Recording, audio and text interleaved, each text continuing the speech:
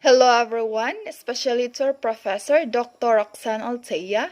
I am Lasala Parishu, and now I am going to report some of the topic in Chapter 5 about staff development. At the end of the report, the viewers will be able to understand about establishing priorities, determining objectives, planning content, choosing method of presentation, structure of staff development program, and teacher center. And now, let us begin with establishing priorities. What is priorities? How to establish priorities? Priorities are determined in consultation with important stakeholders. Those stakeholders are found in the community. Individual priorities are considered during discussion. The important basis for determining the priorities are the result of the needs analysis, the result of performance evaluation, and the short-term and long-term planning document with focus on instructional programs and services, student development, human resources, performance evaluation, and trainings. And those comprises the establishing priorities. And now, let us proceed in determining objectives. How to determine objectives? Okay, determining objectives refers to the identifying the desirable outcomes in terms of improvement in knowledge, skills, values, and attitude in habits that will eventually translate to effective instruction. Examples of these objectives are the following. First, to use effective integration strategies in classroom instruction. Second, to apply a new method in teaching a specific subject. Those two are the examples of objectives. Now let us proceed in planning content. How to select the content? What are the criteria in selecting a content? Selection of content is based on the identified objectives. So objectives are very important in selection of content. It should be in the criteria of the following: feasibility, suitability, importance, and impact. Feasibility refers to what is reasonable and doable, recognizing the realities of the school in terms of resources. It's either human and material resources, and the most important is the time. Suitability is a concern for what is appropriate given in the school culture that defines the norms and relationship among personnel. Next is the importance. It is considers the value of content to everyone, not just to a few individuals in the organization. And the last is the impact. Is an issue of what will produce the maximum benefit to the staff in particular and to the school in general. Okay, those four, feasibility, suitability, importance, and impact, are very important in selection of content. Now, let us proceed to choosing method of presentation. How to choose method and strategies. The underlying principles in choosing of method or strategies in the concept of andragogy rather than pedagogy. According to Knowles, he emphasizes that adult learners have different temperament, motivation, and predisposition from young learners. In general, adults are more self-directed, possess a wide base of stock knowledge, and learn by solving problems compared to the young ones. As a consequence, adults enjoy planning and conducting their own learning experiences. They learn better when the training addresses their needs. They need opportunities to apply what they have learned. They need greater independence in choosing structured option, and they learn better experientially. Those five are the consequences when adult learns. According to Feast, he stresses that to learn effectively, adults should be involved in: number one, Setting a learning objective which ensures applicability to real-life situation. 2. They should feel like respected partners in a collaborative process.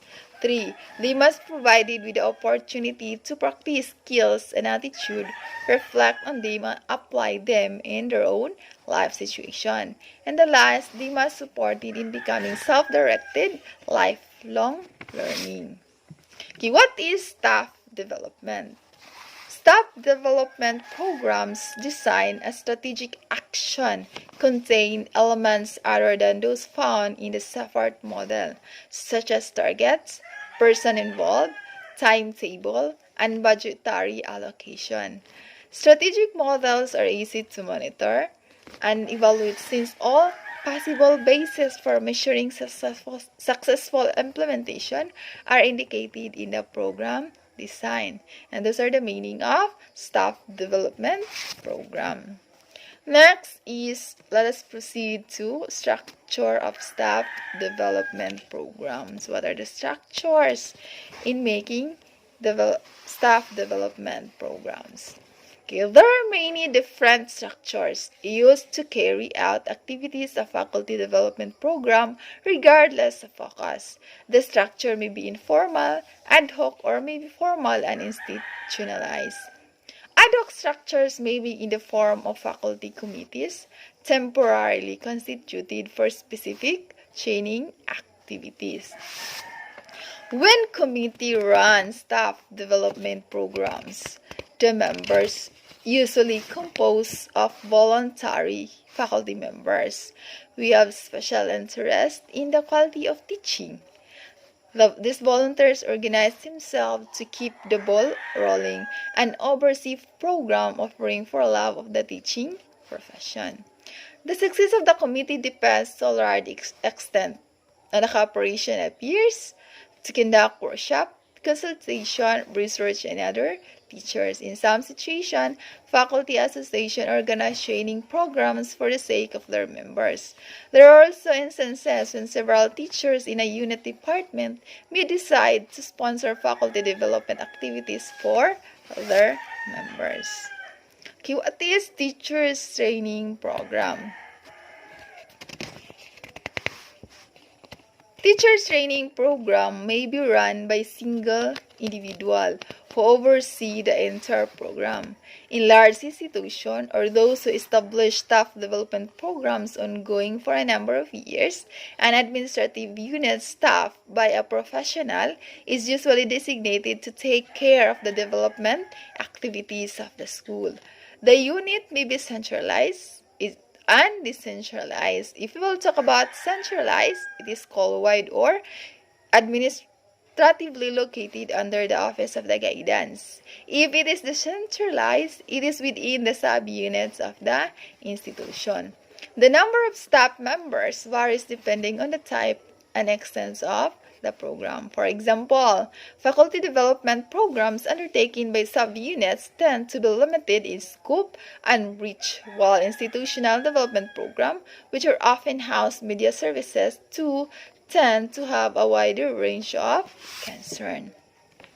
Because of the broad range of concern included in faculty development program, various trainings and development techniques are also required. The most common activity is seminar or workshop training, which may be held in campus or off-campus and may be conducted by either in-house or invited expert.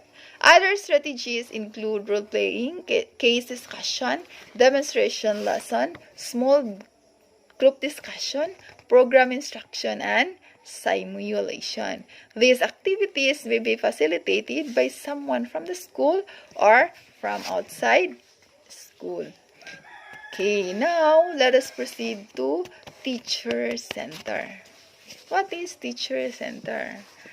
What is centers? Okay, a major innovation in in-service education is the establishment of Teacher Center. It follows the general trend towards collaborative endeavors for faculty development. Oftentimes, teachers administer the centers themselves, endeavors on a voluntary basis. They design programs based on the perceived needs of their colleagues. The teacher center movement was brought to the US by American teachers visiting British schools. There are three types of teacher center. First is the consortium, second partnership teacher center, and the third is autonomous teacher center. What is consortium? Consortium is a form by three or more agencies or institutions that join in a cooperative to meet common objectives. Partnership Teacher Center is a cooperative unit of an institution of higher earnings, such as universities and colleges, and public school system intended to improve both pre-service and in-service education through sharing of resources. And Autonomous Teacher Center is a pattern after the British model. The center is administered by teachers for their own benefit. Okay, centers are established in the belief that classroom reforms comes about only through the teacher who must implement such changes. Second, teachers are unlikely to change how they teach simply because they are told to do so. Third, teachers change only when they define their own problems, determine their needs, and seek help voluntarily. What do you mean by teacher centers? Teacher centers are either financed by state appropriation or by local district. Governance may be arranged informally or formalized by legal contacts. Other than financing, the major problem of teacher center concept, according to Orlich, is the lack of trust among different stakeholders. Oftentimes, the different groups assume adversarial position regarding governance. That is the reason why those who advocate the expansion of the teacher center concept recommend the promotion of trust and effective communication among the various sectors in order to improve teacher in service in particular and education in general. Here in the Philippines, staff development units of division comprise the organizational chart of the both Bureau of Elementary Education and the Bureau of Secondary Education of the Department of Education. The function of the Staff Development Division are as follows. First, formulate policies, plans, and programs to upgrade the quality of teaching and teaching staff. Second, undertake continuing educational plans and programs relevant to staff development and appropriate recommendation. Fourth, provide consultation services to the regions on matters pertaining to appropriate teaching competencies. Fourth, develop prototype teaching programs. Fifth, set standard for identification, selection, and training of teachers and schools, administrators, or supervisor in basic education. And the sixth is perform such other function that may be protected by the laws. And those are the function of staff development. And before we end our report, I want to read this quote by Aristotle. Those who educate children are more to be honored than parents, for these only give life those that are living well. Thank you so much.